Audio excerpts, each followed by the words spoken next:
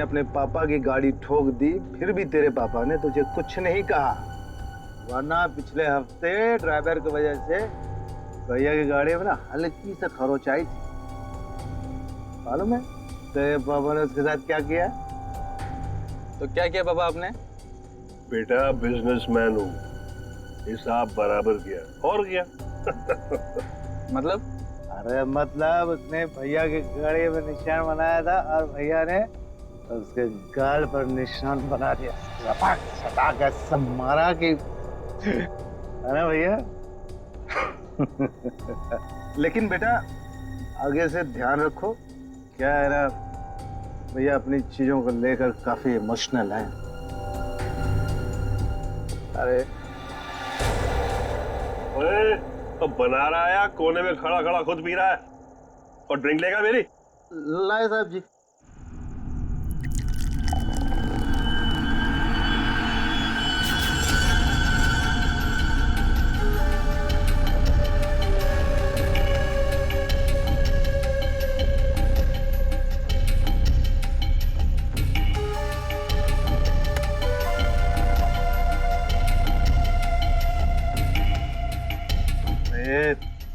इतना कांप क्यों रहा है? हाँ संभाल के रख।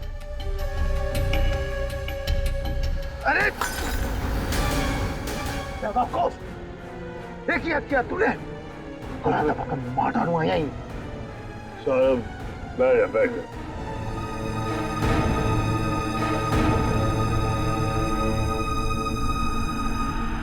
गलती हो गई ना, कोई बात नहीं, गिलास ही तो था। साहब गलती होगी, वो हाथ से गिलास। फिर वही बात, भाई कांच का टुकड़ा तेरे से ज्यादा कीमती थोड़े ना है। सीधा आजा आजा, उठा ले भाई, किसी के लग जाएगा नहीं तो। उठा।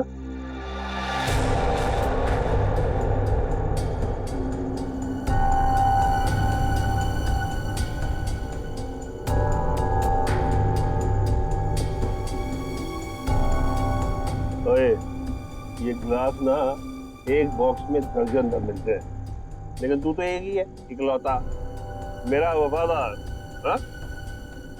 लेकिन तुझ जैसे दर्जन भर भी बेच के आओ ना, बदले में ऐसा एक भी गिलास नहीं मिलने वाला, समझा? अभी मेरे पगार में से काट। ये जो तूने किया है ना, उसके बाद तुझे पगार देने वाला कौन है? अब बड़े बड़े मुंह क्या देख रहा है? चल जाके दूसरा ड्रिंक बना के ला, चल। हाँ सुन, ग्लास संभाल कर लाना, वरना टूट गया ना तो तुझे भी बसंती तेरे कांच के टुकड़ों पर नचाऊंगा। हेलो हेलो, अरे कौन बोल रहा है? आपके कपड़े चेंज करवा देता हूँ। आयो तू ठीक करा, चल चल चल चल। हेलो, और मुंह में जुबान नहीं है क्या? हेलो हेलो, अरे बोलो कुछ।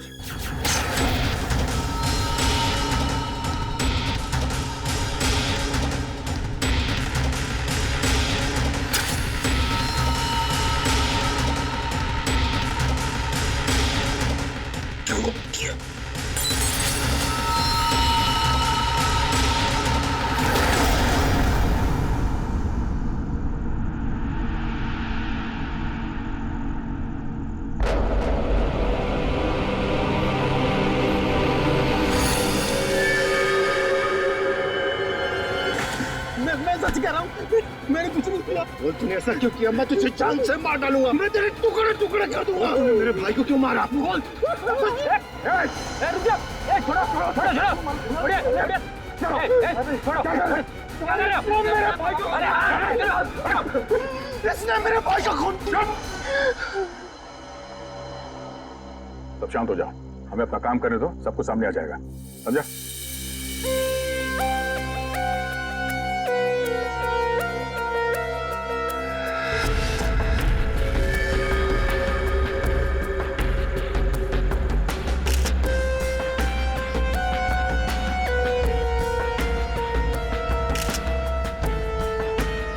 किसी धारदार चीज से गला काट दिया है सर, बड़ी सफाई से। और तो कहीं कुछ दिख नहीं रहा है। बेचारे को अपने आप को बचाने के लिए वक्त भी नहीं मिला होगा। गले की ऐसे नस काट दिए एक झटके में खत्म। है तो कोई अंदर वाला ही आदमी साहब।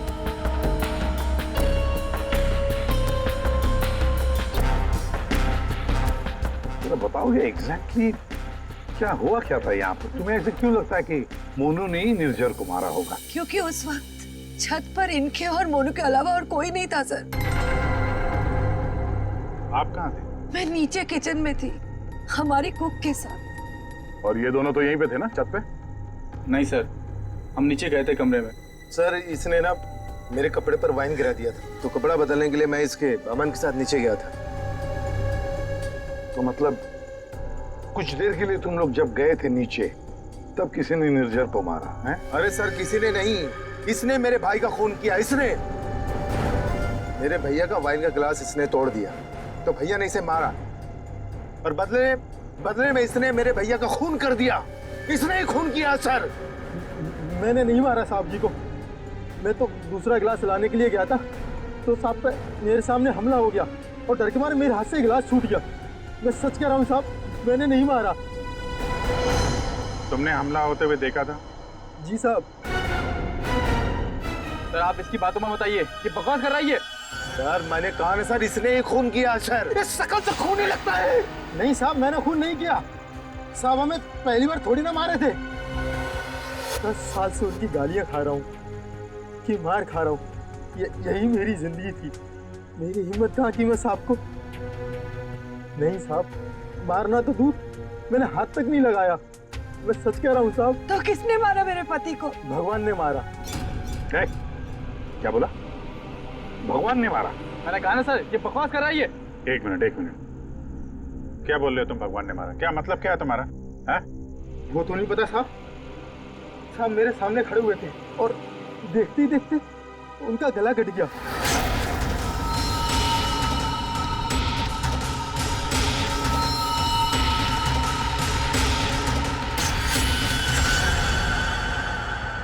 साहब ना तो कोई चाकू, ना कोई खंजर, कोई हथियार भी नहीं और कोई हथियार चलाने वाला भी नहीं साहब। कोई हथियार नहीं? हाँ साहब, अचानक से उनका गला कट गया। उनको किसी ने छुआ भी नहीं। ये सब भगवान ने उनके कर्मों की सजा दी है। बंद कर अपनी बकवास। अरे सर इसने खून किया मेरे भैया का, मैं बोल रहा हूँ ना। शांत हो जाओ। सर आप इसकी बात पे विश्वास कैसे कर सकते हैं? तुमसे किसने कह दिया कि हमने इसकी बात का यकीन कर लिया? हाँ? हमें क्या करना है और क्या नहीं करना है हम अच्छी तरह से जानते हैं। आप दोनों थोड़ी देर के लिए शांत हो जाइए, समझे? सही है, मोनू को समझ में नहीं आ रहा है। नाटक तो नहीं कर रही है? अभिजीत, अगर ये मोनू नाटक कर रहा था तो किसी और के नाम पे डाल देता खून, है ना? ये सब भगवान का चमत्कार वगैरह ये अजीबोगरीब कहानी नहीं बनाता वो। शायद गुमराह करने के लिए सर। हो सकता है इसने इस वाइन ग्लास के टुकड़े को उठाया और अपने मालिक का खून कर दिया। ये लाश के आसपास कांच के टुकड़े बिखरे हुए हैं सर, और इन पे खून भी लगा हुआ है। अभिजीत, अगर मोनू निर्जर का गला काटता तो उसके बदन पर, उसके हाथ पर कहीं तो खून के छींटे होते। कुछ भी नहीं है। देखो, और तो और निर्जर का गला देखो। अगर कोई कांच से गला काटता तो सीधे ऐसे काटता, आड़ा हॉरिजॉन्टल काटता, वर्टिकल कट नहीं मारता। देखो इसके गले पर वी शेप में 2 लगभग वर्टिकल कट्स हैं, और वो भी 2 अलग अलग जगहों पे, एक इस तरफ है, एक इस तरफ। 2 बार तो कोई गला नहीं काटेगा। फिर भी सर इस मोनू की बात पे विश्वास करना तो मुश्किल है। एक ही कर सकते हैं, बॉडी को फॉरेंसिक लैब भेज देते। साळुंखे को कहते हैं कि देखो, चेक करो अच्छी तरह से, ये जो गले पे निशान है, क्या उसमें कांच के टुकड़े हैं क्या? पर यहाँ पे एक ही चीज है जिससे खून किया जा सकता है, ये कांच। कांच। अंकिता, जरा बताओ, क्या तुमने किसी को तुम्हारे घर के अंदर आते जाते देखा? नहीं सर, कोई और आता तो मुझे जरूर पता चलता। और आप दोनों पूरी टाइम वहाँ पे कमरे में ही थे क्या? जी सर। आपने इन दोनों को देखा था कमरे में जाते हुए? हाँ, और इन्होंने भी मुझे देखा। इसका मतलब ये है कि बाहर का कोई आदमी घर के अंदर से नहीं आया। फिर तो घर के बाहर से आ सकते हैं, ये पाइप से। फिर एक काम करो, इन सब की स्टेटमेंट्स ले लो, इस कुक के भी, और मैच करके देखो, देखो कितना सच बोल रहे हैं ये लोग। और अंकिता तुम बैठ जाओ। आइए आइए चलो। निर्जर का गला काटने के लिए खूनी इसके नजदीक तो आया ही होगा, या नजदीक पहुंचा कैसे? सर, शायद पाइप या एसी वेंट से चढ़कर आया हो। एक काम करो, आसपास रहने वाले लोगों से पूछताछ करो, देखो क्या उन्होंने किसी को पाइप से बिल्डिंग में चढ़ते हुए देखा है क्या? Ready sir. रेडी, काम करो, इस बिल्डिंग की सीसीटीवी फुटेज चेक करो।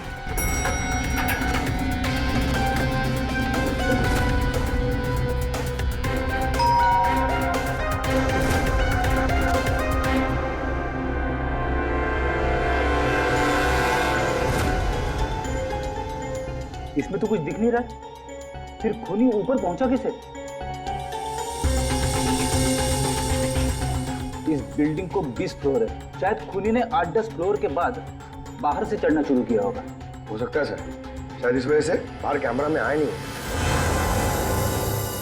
जी आप? मैं इंस्पेक्टर दया सीआईडी से। यहाँ आपके बगल वाले बिल्डिंग के छत पे एक आदमी का खून हुआ है। मैं आपसे ये पूछने आया कि आपने या आपके घर में किसी ने कुछ देखा है क्या? जी नहीं, मैंने तो कुछ नहीं देखा, लेकिन हाँ, मेरा बेटा बन्नी कह रहा था कि उसने वहाँ कुछ देखा है। क्या क्या देखा है उसने? आप अंदर आइए ना प्लीज। अरे सुनो, क्या हुआ? कौन है? ये सीआईडी से हैं, बता रहे हैं पास वाली बिल्डिंग में किसी का खून हुआ है। क्या? आपके बेटे ने क्या देखा? सर मेरे बेटे ने जो भी बताया वो बड़ा अजीब सा था कि क्या? कि मैंने उसे उसी वक्त डांट दिया। मुझे लगा शायद उसका कोई वहम होगा। क्या क्या बता रहा था वो? सर, हमारा बन्नी तो आजकल वैसे ही मनगढ़ंत बातें करता रहता है, शायद ज्यादा टीवी देखने का असर है ये। सर, हमें लगा ये भी ऐसे ही कुछ होगा। मैं सच बोल रहा हूँ सर, इस सब मैंने अपने टेलीस्कोप से देखा है। वो आदमी मर गया ना सर? हाँ बेटा, तुमने देखा उस आदमी को किसने मारा? किसी को बिल्डिंग पे चढ़ते हुए देखा, ऊपर आते हुए? कोई भी नहीं था। कोई भी नहीं था? तो फिर तुमने किसको देखा? उसी को जिसने खून किया। किसने खून किया? एक बहुत बड़े बैट ने। बैट ने मतलब चमगादड़ ने? हाँ, ये सब मैंने अपने टेलीस्कोप से देखा है। मैं रोज रात को अपने टेलीस्कोप से स्टार्स को देखता हूँ। चलिए आपको भी दिखाता हूँ। चलो दिखा। मैंने ये सब यहाँ से देखा सर। यहाँ से? हाँ,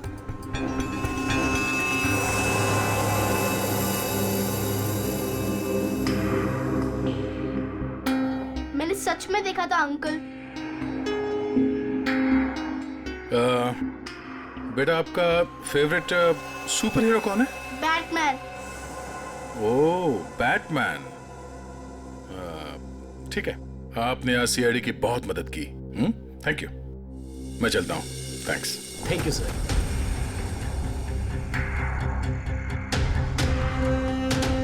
तो पूरे बिल्डिंग में पता किया, डेड एंड है। किसी ने भी किसी को बिल्डिंग में चढ़ते देखा नहीं सर। सीसीटीवी फुटेज भी चेक किया सर, कोई नहीं दिखाई दे रहा है। इंसानों ने नहीं देखा, कैमरों ने नहीं देखा। ये खूनी है या मिस्टर इंडिया? रेडी, ये खूनी कांच की तरह है, कांच की तरह ट्रांसपेरेंट, पारदर्शक। हमारे सारे सवालों का एक ही जवाब है, ये कांच। तुम्हारा अंदाजा एकदम सही है। इसके गले के घाव में से कांच का टुकड़ा मिला है। मतलब सर, मोनू ने टूटे हुए कांच से इनका गला काटा और इनकी जान ले ली? हाँ, लगता तो वैसे, मगर पता नहीं क्यों मेरा मन कहता है कि जो दिखता है ये केस वैसा नहीं है। बिल्कुल तुम्हारी बातों की तरह से। हाँ, नहीं, मेरा कहने का मतलब ये था कि वाइन ग्लास के कांच के टुकड़े को और उसके घाव में से जो कांच का टुकड़ा मिला उसको, दोनों को मैंने अच्छी तरह से टेस्ट किया, तो दोनों एक ही हैं, लेकिन अलग अलग। देख सर, उनके दिमाग खराब मत कर यार, जो है वो सीधे सीधे बता देना यार। सीधी सीधी बात ये है भाई कि वाइन ग्लास के कांच के टुकड़े से इसका गला नहीं काटा गया। तो फिर देखना चाहते हो? आओ देखो। ये है वाइन के ग्लास का टुकड़ा, और ये देखो,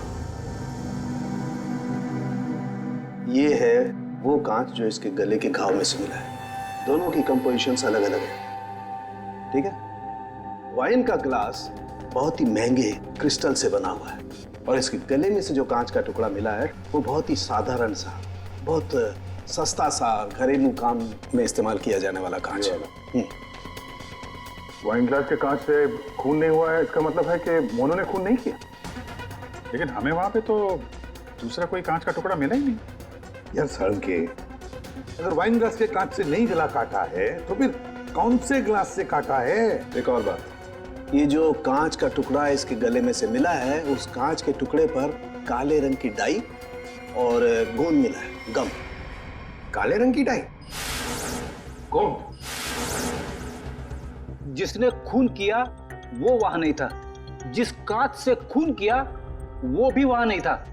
अब मैं यहां हूं कि मैं भी नहीं हूं। काले रंग की डाई और गोंद, ऐसा कौन सा कांच होता है? किससे काटा होगा? और उसी कांच से काटा तो क्यों काटा? अभी काटने की बात की ना तूने, पतंग के मांझे से भी तो काटा जाता है। क्या मतलब तुम्हारा? मतलब साउंड के बचपन में तूने कभी पतंगे उड़ाई है? नहीं, मैं बहुत स्टूडियस बच्चा था। तेरी की यार, हम सब ने पतंगे उड़ाई है, और पतंगे काटी भी है दूसरों की, मांझे से, पतंग के मांझे से। उसके ऊपर कांच का चूरा और गोंद लगाई जाती है मांझा बनाने के लिए। लेकिन पतंग के मांझे का कांच इसके गले में कैसे पहुंचा होगा? सर, वो बच्चा बनी, वो कह रहा था कि उसने टेलीस्कोप में एक बड़े से बैट को इस आदमी को मारते हुए देखा था। बैट को? चमगादड़? हाँ सर, वो बैट जैसा कुछ हो सकता है, कुछ और हो। जैसे कि पतंग काले रंग की। हाँ यार, पतंग।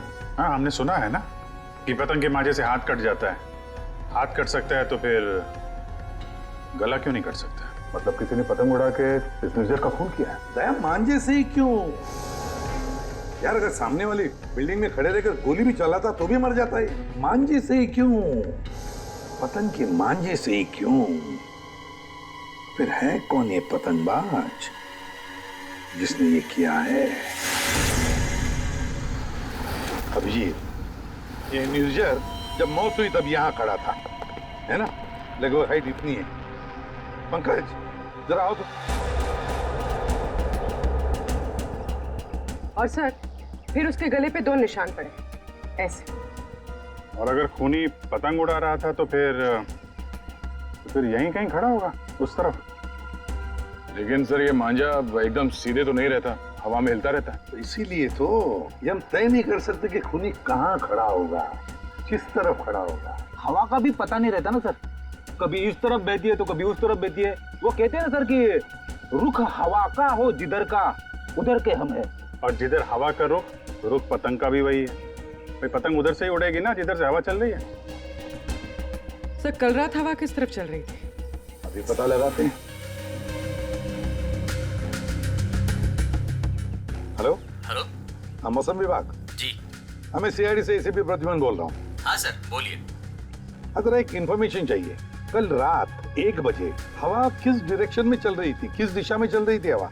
सर, कल रात 1 बजे हवा साउथ ईस्ट की तरफ चल रही थी सर। Okay, thank you.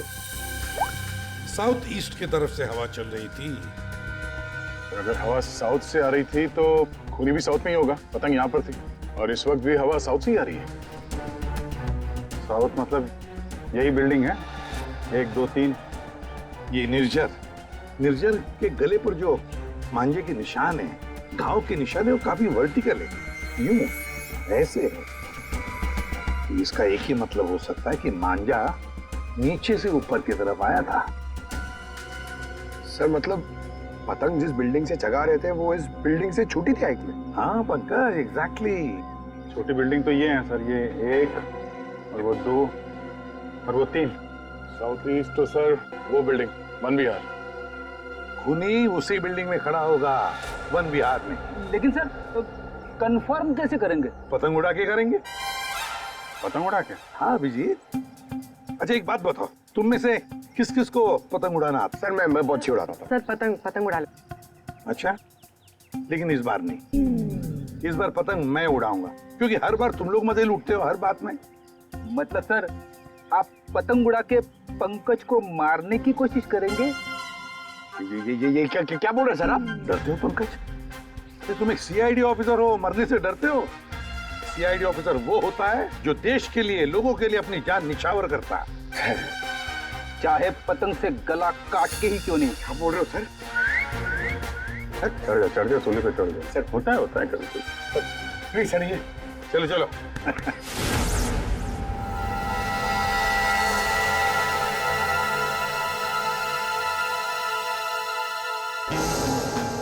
ये अरे जरा ढील दो। हाँ बता।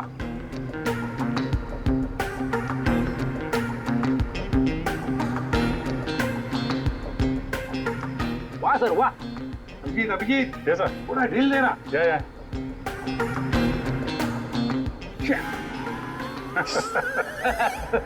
अभिजीत सर की पतंग कट गई। हाँ।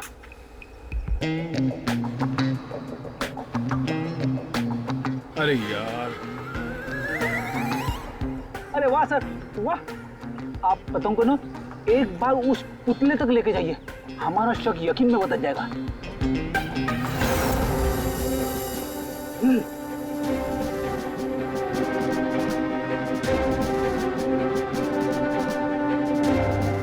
अरे नहीं यार, फ्रेडी पकड़ लो। ये नामुमकिन है। कितनी सारी चीजों का ध्यान रखना पड़ता है। हवा की दिशा, फिर वो एंगल, हाइट। सर अगर आपसे नहीं हुआ तो मुझे नहीं लगता ये पॉसिबल है।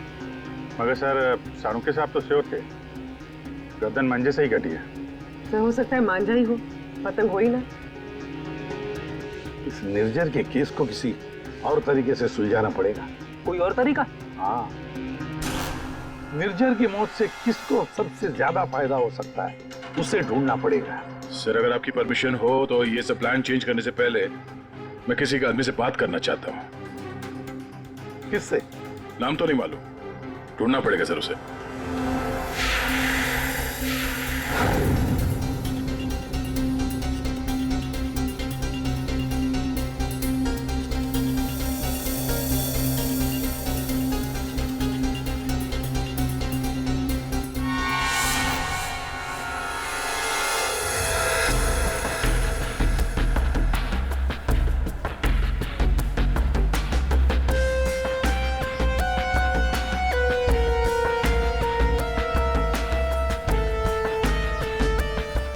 भाई, पतंग उड़ाने के लिए आपकी उम्र कुछ ज्यादा नहीं है? क्यों? पतंग उड़ने से पहले नाम और उम्र पूछती है क्या? अगर आप जानना चाहते हो तो मैं बता देता हूँ। मैं इंस्पेक्टर दया, सीआईडी से। मैं यहाँ एक केस के सिलसिले में आपसे कुछ पूछने आया हूँ। कहिए। अतः भाई ये बताइए, क्या इस तरह के मांझे से किसी की जान ली जा सकती है? मतलब गला काटा जा सकता है? अरे क्या कह रहे हैं जनाब, ये तो मेरी रोजी रोटी है।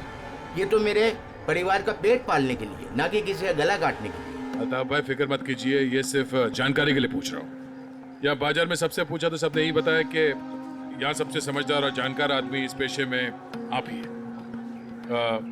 मेरे सवाल का जवाब देंगे आप? सुना तो कई बार है जनाब, और अखबार में भी पढ़ा है कि मांझे से लोगों का हाथ कट जाता है। तो क्या मांझा इतना तेज हो सकता है कि कोई उससे किसी की जान ले ले? जनाब, पिछले कई सालों में बहुत से कानून आए हैं जो मांझा एक हद से ज्यादा तेज नहीं बना सकते। अब इसी को देख लीजिए, आजकल ऐसे मांझे बनते हैं रुई के, कांच के नहीं, और सस्ते से सस्ता है और उड़ाने में भी उतना ही मजा आता है। अल्ताफ भाई, कोई तो होगा जो इतनी तेज मांझा बनाता है, कांच वाला, और लोग खरीदते भी होंगे। चोरी छुपे तो यहाँ हर किस्म के काम होते हैं। मुझे नहीं लगता जनाब कि मांझा बनाने वाले किसी एक का काम है, और अगर बनाना भी पड़ता होगा तो कांच का मसाला उसको खुद ही बनाना पड़ता है और खुद ही उसको लगाना पड़ता है। ये बड़े जोखिम का काम है, इसमें उंगलियां भी कट सकती हैं। आज से 30 साल पहले हमारे गांव में वो तेज मांझा बनता था, लेकिन आजकल बच्चों के पास तो टाइम है ना हुनर है। हाँ, आजकल के बच्चों में तो नहीं है। हो सकता है ये खूनी आप ही के पीढ़ी का हो। अच्छा, इस तरह का मांझा बनाने में कौन सा कांच इस्तेमाल होता है? किसी भी तरह का चल जाता है। अब जैसे ये है, ये सस्ते में सस्ता है और ये बल्ब के टुकड़े से भी बनता है। चाहे आप ट्यूब लाइट उसमें लगा दीजिए तोड़ के। तो कांच के जरिए पता लगाना मुश्किल है। अच्छा अल्ताफ भाई, अगर आपको ये काम करना होता तो आप कैसे करते? दुनिया में चंद ही लोग होंगे जिनके हाथों में ये हुनर है। हम जानते हैं अल्ताफ भाई, इसीलिए तो हम आपके दरवाजे पे आए। बड़ी मेहनत का काम है साहब। पतंग किस जगह पर उड़ाना है, किस ऊंचाई पर, हवा का रुख, रफ्तार सब सही हो तभी निशाना सही लग सकता है। शुक्रिया अल्ताफ भाई, शुक्रिया।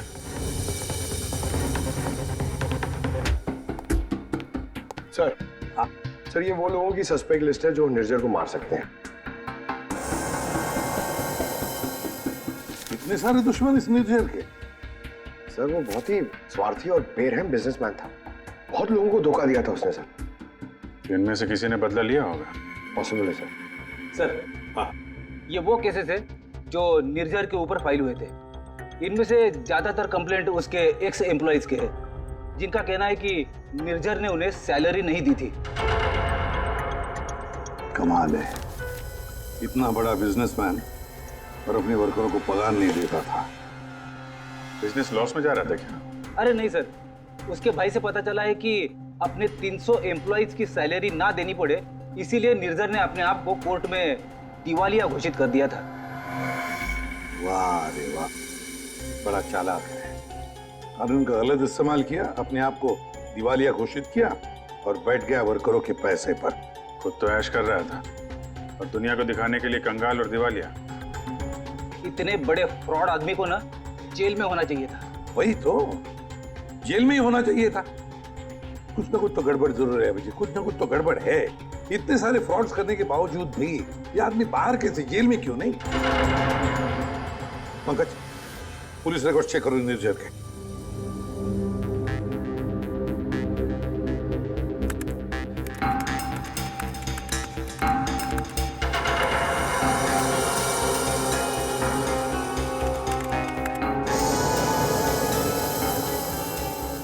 सर, पुलिस रिकॉर्ड तो है। क्या 5 साल पहले निर्जर कस्टडी में लिया गया था सर। ये मगर सर सिर्फ 1 घंटे के लिए। क्या सिर्फ 1 घंटे के लिए? कमाल है सर, 1 घंटे के लिए कौन जेल में जाएगा? इतना बड़ा फ्रॉड किया और सिर्फ 1 घंटे के लिए? तो ये फ्रॉड के लिए तो अंदर गया ही नहीं था, हिट एंड रन केस के लिए गया था। इसको उड़ाया इसने? ज्यादा डिटेल्स तो दिख नहीं रही इसमें। अरेस्टिंग ऑफिसर कौन है देखो? Inspector Rane, Versova police station. कैसे राणे साहब? हाँ ठीक है, बोलिए। जरा ये फोटो देखो राणे। इसका नाम निर्जर है और 5 साल पहले आपने किसी केस में अरेस्ट किया था इसे। हाँ याद है मुझे, इसे तो हमने हिट एंड रन केस में पकड़ा था। एक्सीडेंट? किसका एक्सीडेंट हुआ था? एक बच्चे का एक्सीडेंट हुआ था, मगर बाद में पता चला कि गलती बच्चे की थी। बच्चे की गलती? कैसे? बच्चे भागते हुए अचानक रोड पे आ गया और इस कार से टकरा गया। अच्छा, अचानक भागते हुए आया। क्या क्या हुआ, क्या था? कोई इसको दौड़ा रहा था या वो किसी का पीछा कर रहा था? सर पतंग के पीछे। पतंग? हाँ सर, वो ऊपर देख के भाग रहा था पतंग पकड़ने के लिए। उसे पता ही नहीं चला कि कब वो रोड पे आ गया। वैसे बड़ी अच्छी याददाश्त है आपकी। इतने सालों के बाद भी आपको निर्जर केस के बारे में सब कुछ याद है? सर ऐसे बेरहम इंसान को कौन भूल सकता है? बेरहम? क्यों? माना एक्सीडेंट में उनकी गलती नहीं थी, कम से कम देखना तो चाहिए था ना कि बच्चे का क्या हाल हो गया। उसको बच्चे से ज़्यादा इम्पोर्टेंट था टाइम पे मीटिंग में पहुंचना। उस बच्चे का बाप अभी भी याद है मुझे। क्यों, कुछ किया था क्या उसने? कुछ नहीं। कुछ नहीं मतलब? सर कुछ नहीं किया, इसीलिए तो याद है। ना कुछ कहा ना कुछ सुना। जब उसे पता चला कि निर्जर को छोड़ना पड़ रहा है तो पुलिस स्टेशन के बाहर ऐसे खड़ा रहा जैसे सांप सूंघ गया हो, जो कोई फर्क नहीं पड़ा हो। फिर वो चला गया। उसका फोटो तो होगा ना आपके पास? सर वो ओपन एंड शेड केस था। एक्सीडेंट साबित होने के बाद कोई इन्वेस्टिगेशन करने की जरूरत ही नहीं पड़ी। अच्छा, नाम वाम तो लिखा होगा ना उसका कहीं? हाँ सर, 1 मिनट। कदम वो निर्जर केस की फाइल देना।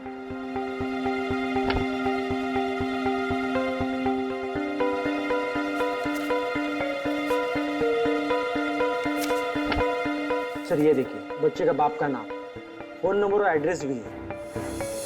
पवन कुमार, शंकर नगर। बेटी, एड्रेस फोन नंबर वगैरह नोट कर लो जरा।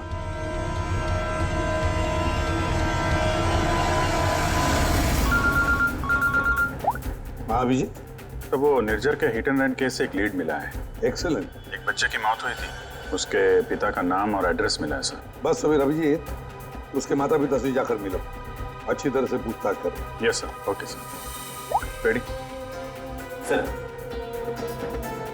तुम जरा राणे साहब के साथ मिलके उस पवन कुमार का स्केच बनवा लो, तब तक मैं उसके घर जाके देखता हूँ।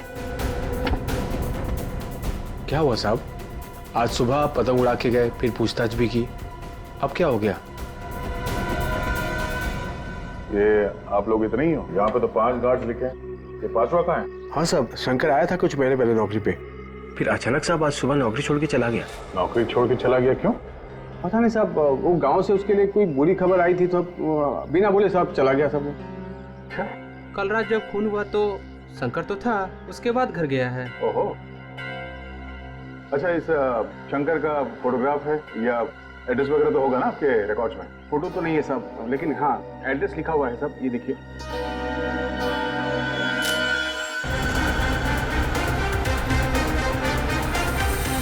हाँ सर, एड्रेस तो मिल गया है, पर मुझे लग रहा है कि ये एड्रेस गलत हो सकता है सर। शंकर ने खून किया है सर, फिलहाल तो फरार है, पर उसने निर्जर को क्यों मारा होगा ये मकसद तो समझ में नहीं आ रहा है सर। ये पवन कुमार के घर में तो ताला लगा हुआ है।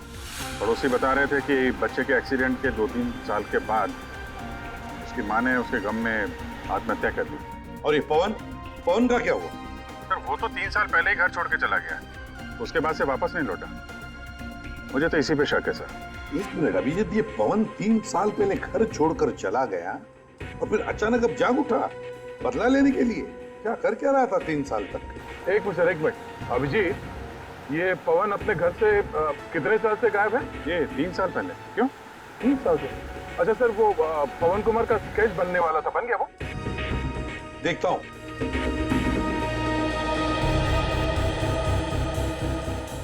नारायणी, कितनी देर लगेगी? बस अभी हो जाएगा। गुड। दया, थोड़ा टाइम लगेगा। क्यों लेकिन क्यों पूछ रहे हो? कुछ नहीं सर, सब समझ में आ गया। ये केस अब एकदम कांच की तरह साफ है सर। कांच की तरह साफ हो गया मतलब? क्या कहना क्या चाहते हैं? सर मैं कुछ काम करना भूल गया हूँ सर, मैं थोड़ी देर में पहुंच रहा हूँ सर ब्यूरो। ठीक है, जल्दी आ जाओ।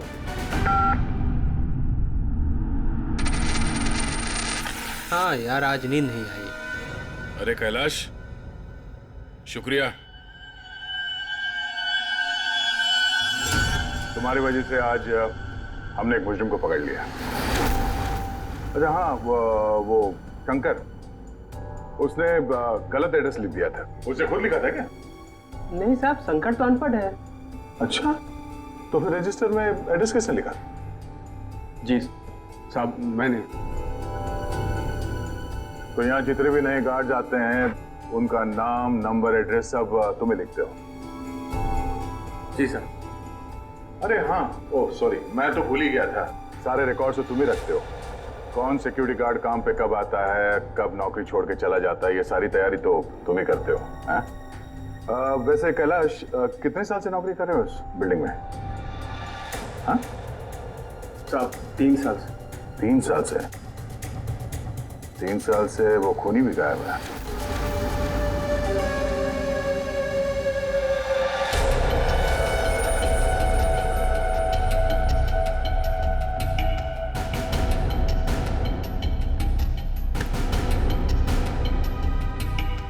निर्जर के खून के इल्जाम में मैं तुम्हें गिरफ्तार करता हूँ, पवन कुमार।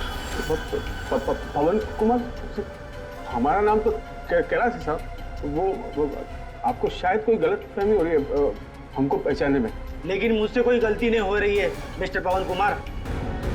ये क्या है साहब? हाँ क्या है साहब, आपको कोई नहीं मिला तो एक गरीब को फंसा रहे साहब। अच्छा,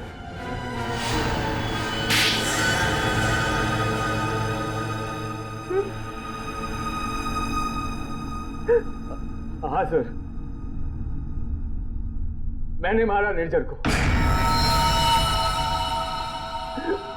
उसने मेरे बच्चे की जान ली सर। मेरे संजीत को अपनी गाड़ी के नीचे कुचल दिया। मेरी पत्नी संजीत की मौत का गम बर्दाश्त नहीं कर पाए, खुदकुशी कर ली। निर्जन ने सिर्फ मेरे बेटे को नहीं मारा साहब, ये दो खून किए। उसे जिंदा रहने का कोई हक नहीं है साहब। ऐसे बेरहम नीच आदमी का मर जाना ही अच्छा था। पवन, निर्जर अच्छा आदमी नहीं था, हमें भी पता है, मगर उसने तुम्हारे बेटे को जानबूझकर नहीं मारा। गलती तुम्हारे बेटे की थी। वो खुद पतंग के पीछे दौड़ते दौड़ते निर्जर की गाड़ी के सामने आया। गलती मेरी है। मैंने उसे सिखाया था पतंग बनाना, पतंग उड़ाना, सब कुछ। उसे बहुत शौक था पतंग उड़ाने का, पतंग के पीछे भागने का। काश मैं उस दिन से रोक लिया होता।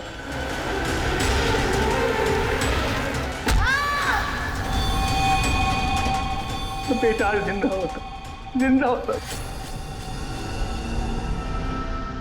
देखो, हम तुम्हारा दर्द समझ सकते हैं, लेकिन तुम्हें यह भी समझना चाहिए कि वो एक एक्सीडेंट था, लेकिन एक्सीडेंट के बाद वो मेरे बच्चे को बचा सकता था ना। क्या मतलब? जब पुलिस ने उसको रिहा किया तो आप बच्चे को अस्पताल तो लेके जा सकते थे ना। बच्चे की हालत देखी थी आपने, कौन सा लथपथ था वो। अगर मेरी गाड़ी की सीटें खराब हो जाती तो कौन जिम्मेदार होता? मैंने कसम खा ली थी साहब, जिस तरह एक पतंग ने मेरी संजीत की जान ली, निर्जन की मौत भी पतंग से ही होगी साहब, पतंग से ही होगी। और इसीलिए तुमने 1VR बिल्डिंग में नौकरी शुरू कर दी, ताकि तुम अपना बदला आसानी से पूरा कर सको। पिछले कुछ सालों में 1VR में जितनी भी चोरियां हुआ करती थी, वो सब मैंने ही करवाई थी, ताकि किसी को भी छत पे जाने की अनुमति ना मिले। फिर रोज पतंग उड़ाने की प्रैक्टिस करने लगा। निर्जन पर ध्यान रखने लगा कि छत पे कब जाता है, कितनी देर रहता है। मुझे पता था कि कौन से कोने में उसका मोबाइल का नेटवर्क का टावर मिलता है। वो हमेशा बात करने वहीं आता था साहब, और मैंने सोच लिया था उसे वहीं मारूंगा। और उसे मारने के लिए मैंने मांझा बनाना शुरू कर दिया। काली पतंग बनाई, मैं तैयार था साहब, बस हवा का रुख और तेजी का इंतजार था मुझे। और एक दिन भगवान ने मेरी सुनी, सब कुछ सही था। मैंने निर्जर के मोबाइल पे फोन किया, पतंग उड़ाई और उसका गला काट दिया। जिस मांझे से तुम अपनी जिंदगी का इंसाफ करना चाहते थे, उसी मांझे ने तुम्हारी जिंदगी की रेखा बदल दी। तुम्हें कड़ी से कड़ी सजा होगी। हाय बनी, ये आपके लिए। ये किस लिए? केस सॉल्व करने में आपने हमारी मदद की है, इसलिए हमारी तरफ से ये थैंक यू गिफ्ट। लेकिन जब तुम पतंग उड़ाओगे जरा संभाल के, तो तुम्हारे मम्मी या पापा साथ में हो तभी उड़ाना, अकेले नहीं। जैसे तुम टेलीस्कोप से स्टार्स देखते हो ना, वैसे ही जब तुम ये पतंग उड़ाओगे मैं इसे देखूंगा।